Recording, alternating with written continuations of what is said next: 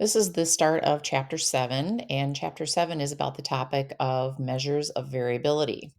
In Lesson 7.1, we're going to talk about how we measure consistency in sports, especially. And we're going to start off with an example of a group of students who built and flew two different paper airplane designs. And we talked about different ways that we could design this experiment in Chapter 6.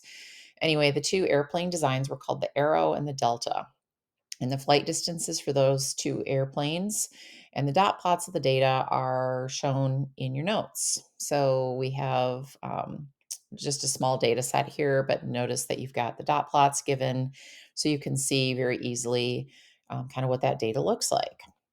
And what we can do then is start to analyze that data by calculating some summary statistics. Now, one thing we can do is we can find a typical flight distance for each plane by finding either the mean or the median flight distance. And I would recommend that you just maybe put those two lists of data into your calculator and just let the calculator do that hard work for you.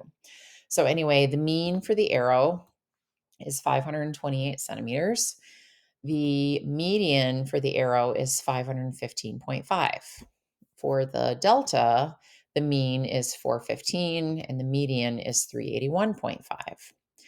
Now, the next question is asking us which design was more consistent. And we can't really look at consistency or determine that by looking at the mean or the median.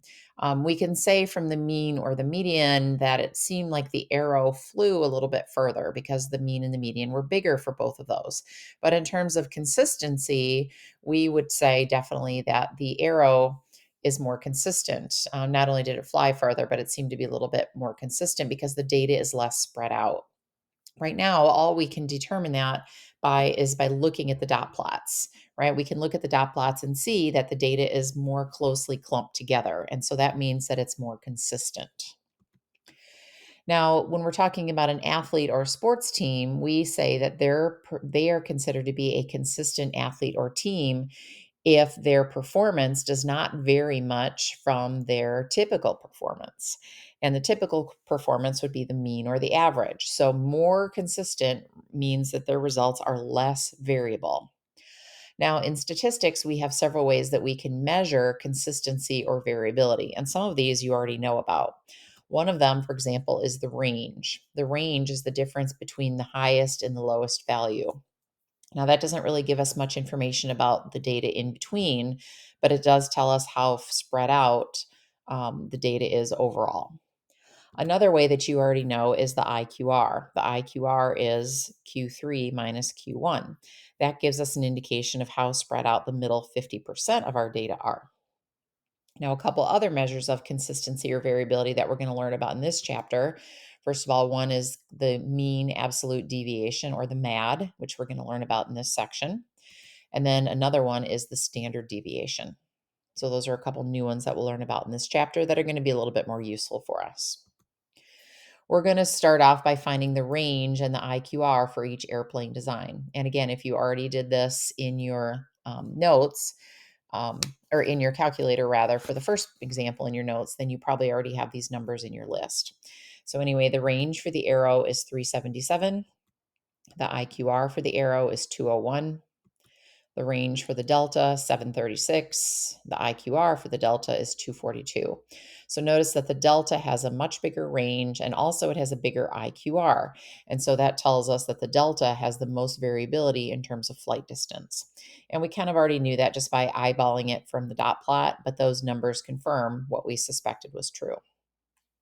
Now let's talk about another way to measure variability, which is through deviation and then mean deviation. So the word deviation in statistics measures the difference between an observed value and the mean of the distribution. So in other words, the deviation is the performance minus the mean. Now, typically what we want to look at is the mean deviation. So the mean deviation is the average distance or the average difference between the observed values and the mean. So in other words, it's the mean of those deviations. And we're going to find that in example number 2. So example 2 says find the mean deviation for the Arrow. And recall that the mean for the Arrow was 528. So we have a chart here set up for you with all those flight distances, and then we have a second column in that chart for all of the deviations. And the deviation, remember, is the performance minus the mean. So for example, the first performance there, the first flight distance was 496. I want to subtract the mean from that. So 496 minus 528 gives me a deviation of negative 32. And I'm going to repeat that for all the values in that table. So the negative there tells us that that performance was below the mean. We had some flight distances that were above the mean. For example, the third one in the chart there and the fourth one, those were both above the mean. So some were negative, some were positive. What we want to know then is, what is the average deviation? In other words, what's the average of all these numbers in the deviation column? So to find the average of those, I would add them all together and I would divide by the total number of flight distances, or the total number of performances, which is 10. Now, if you average those all together, we actually come up with a mean deviation of 0. And that is not coincidence. In fact, that will happen for any data set. So for any data set, the mean deviation will always equal to 0. Why does this happen? Well, the positive and negative differences from the mean cancel each other out. It's sort of like a balance scale. If you think about the mean being the balance point or the tipping point of your scale, half your data is going to be above the mean and half will be below the mean, at least the deviations will be.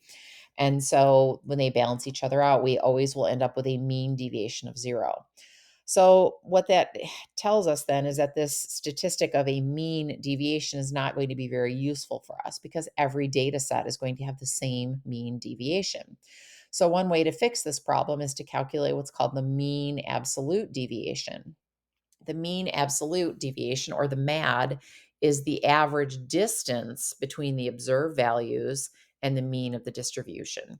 So because we're taking a distance, that means that we're going to ignore the sign and just measure how far away each performance is from the mean and take its absolute value. So the MAD tells us how far on average the athlete's performance will vary from his or her mean performance. So let's do the mean absolute deviation for the arrow.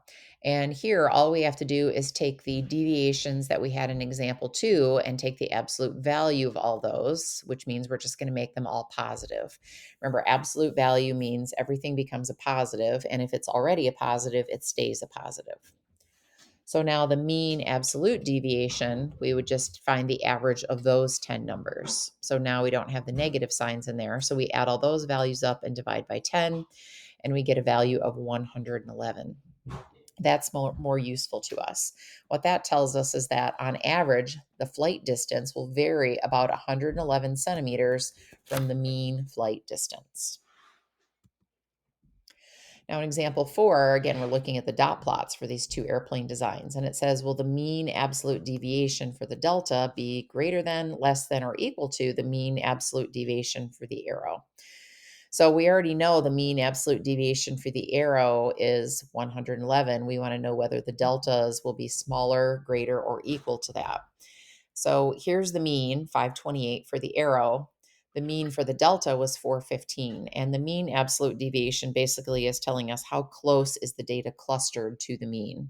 And we can tell from the dot plot that for the delta, that's going to be greater. For one thing, we have this 1 point way over here that's quite far from the mean. So it's going to have a very large deviation. So in general, it's going to be greater because more of the data is farther from the mean. In example number 5, we have a golfer that completes 4 rounds, and her scores from those 4 rounds are given here. She had a 77 in the first round, an 82, then an 81, and an 84. We want to create another distribution of scores that has a different mean, but the same mean absolute deviation. Now, for this set of 4 scores, the golfer's mean score was 81. And so what we want to do is create another distribution that has a different mean, but the same mean absolute deviation. So one way that you can do this is you can just say, all right, I want to create another set of scores. And instead of having a mean of 81, I want the mean to be 80 or 91. So let's say we want her mean score to go up by 10 points. How could we accomplish this? Well, we need to come up with another set of scores that deviate from the mean the same way that the original scores do. So for example, this first score right here of 77 was 4 points below the mean. So I need another score that's 4 points below this mean, which would mean it would have to be a score of 87.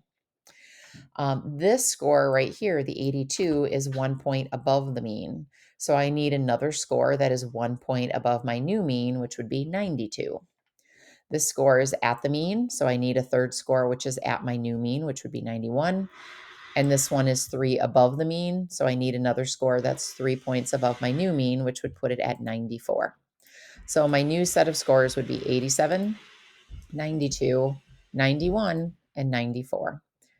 Another way that you could think about this is that if you start with a mean of 81 and you want a new mean to be 91, we want that mean to go up by 10.